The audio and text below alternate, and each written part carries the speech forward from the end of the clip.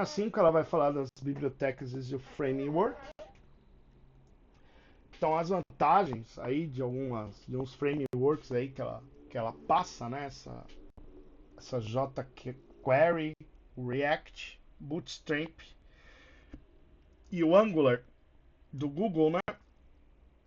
Ela passa as vantagens aí. Então utiliza seletores CSS para localizar elementos da estrutura de marcação HTML, lembrando que a HTML é uma linguagem de marcação, né?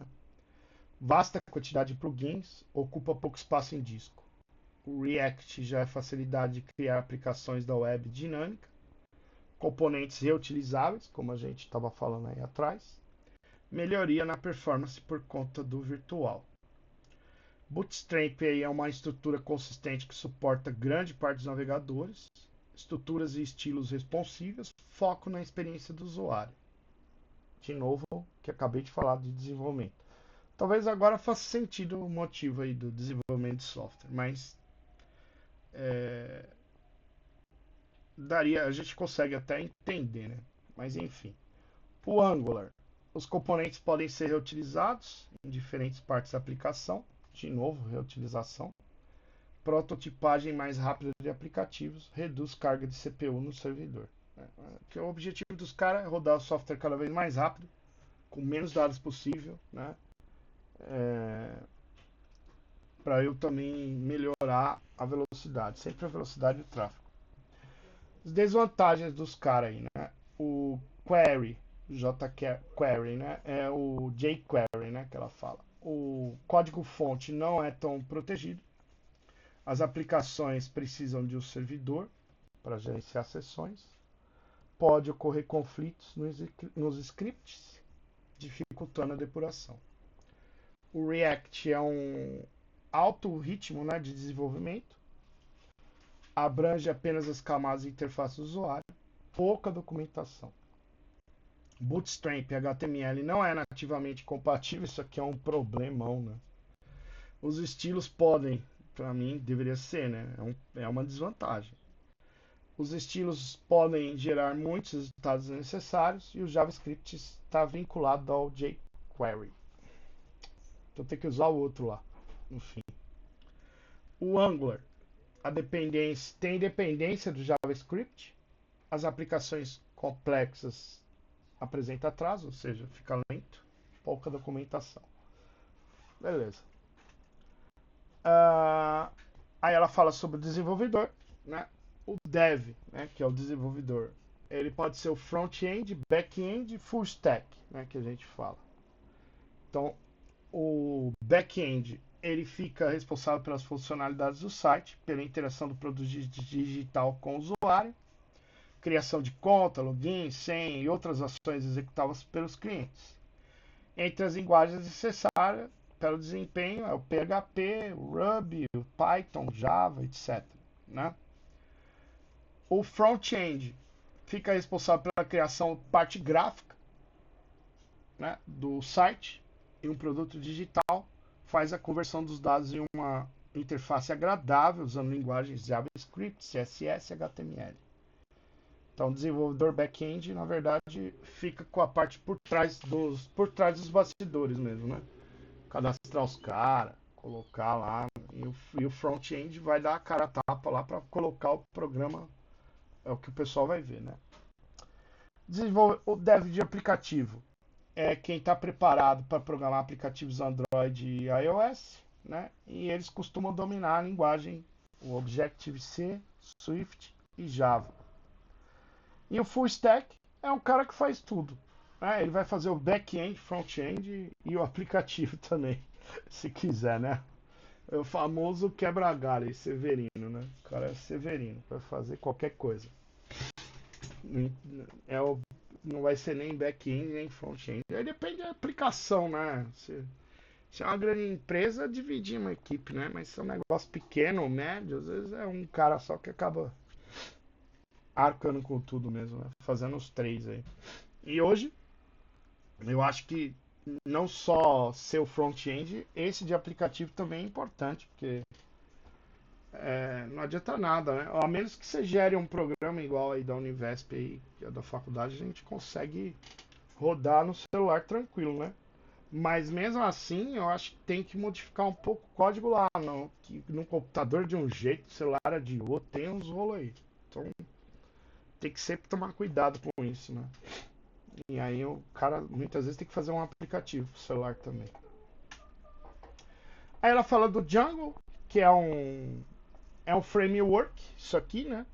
É, eu não vou mostrar hoje, senão vou estender muito. Depois eu ponho o vídeo lá no YouTube como eu instalei. Eu abri na página deles, né? O primeiro que você tem que instalar ainda que você tenha oh meu Deus, como é o nome desse aqui? Acabei de falar para vocês.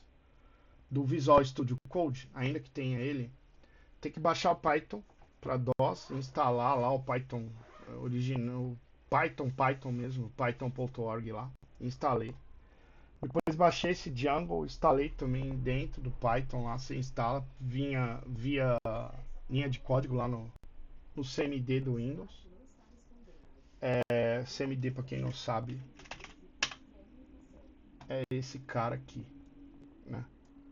Então essa tela preta aqui você vai instalando aí, acho que é Python. Então, o meu tá rodando aí, Py. Deixa eu ver se consigo sair daqui. Sai.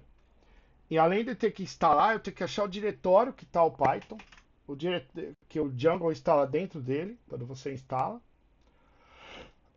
e colocar naquele path lá é o mesmo passo que a gente fez para a linguagem C lá, tem que colocar lá dentro, no local de origem, senão não roda. Aí ele roda estilo um aplicativo web, né? Dentro do seu computador. E aí você pode construir em código Python programas que viram web, né? Vamos dizer assim, né? Foi o que eu entendi aqui.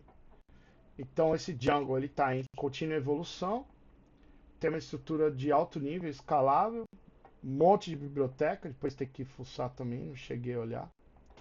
Projeto de médio e grande porte, ela falou que tem acho que Instagram, tem uns aí que está feito nele. Mecanismo de autenticação, conectividade com BD, esse BD aqui é banco de dados, tá? Vou escrever aqui. É ruim, mas banco de dados. E o Web Service REST. Esse REST que ela fala como que eu posso dizer? É tipo um comunicador com outros aplicativos, outras linguagens, né? É como se eu quisesse que o HTML conversasse com a linguagem C. Então eu tenho que ter um intermediário. É mais ou menos isso. Esse REST e o MQTT que nós vamos falar já já. Tipo uma extensão? É mais ou menos isso. Então, as APIs e as Web Services, né, que é o que a gente está conversando, né, serve para integrar o sistema. Funcionar com qualquer sistema operacional, plataforma de hardware ou linguagem de programação web. É o que eu estava falando agora. Como se fosse. Não é bem uma extensão, né? Esse Simple Object Access Protocol e o REST, né? Eles são exemplos de APIs e web services. É como se eu conectasse, por exemplo, eu tenho um programa escrito em C e eu tenho um programa em HTML.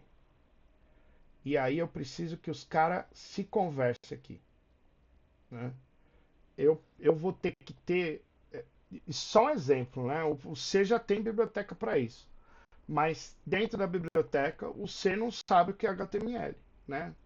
Então eu precisaria de um programinha desse que consiga, de uma API que converse um com o outro. Então ele vai lá, manda uma mensagem pro HTML, quem é responsável é esses caras aqui, esses API e Web Service. O HTML recebe a mensagem e devolve. Então o Django seria mais ou menos isso. Eu escrevo um negócio em Python e ele transforma em HTML para mim, né? Pronto. Então é isso aqui, ó. Aplicação solicita informação, o Web Service faz o processamento, envia os dados lá para a aplicação, pega a resposta, né? E a aplicação, no caso lá que recebeu, pega os dados e interpreta na própria linguagem dela. Mais ou menos isso que é uma API, né? Isso é muito usado, que às vezes o cara tem um banco de dados num lugar, em outro, né? E aí eles têm que rodar uma API para traduzir os dados. É, principalmente que nem a gente tinha na linguagem mais antiga aí, né? COBOL, né? Que era uma linguagem velha aí, bancária, essas coisas aí. Então, os caras tinham que meio que fazer uma tradução desse negócio de COBOL para conversar com as linguagens atual, né? É uma linguagem de programação conversando com a outra. Como se eu tivesse falando assim, mais claro possível. Como se esse cara aqui, um fala japonês e o outro fala alemão. E esse REST é um tradutor, vai. Ele explica um pro outro o que que é. Pronto. Fazendo um paralelo aí mais simples possível seria isso. A API faria isso. Pega o negócio que fala japonês e fala, peraí, eu sei falar japonês e alemão, eu vou levar lá pro alemão. E fala lá pro outro, em alemão. Mais ou menos isso.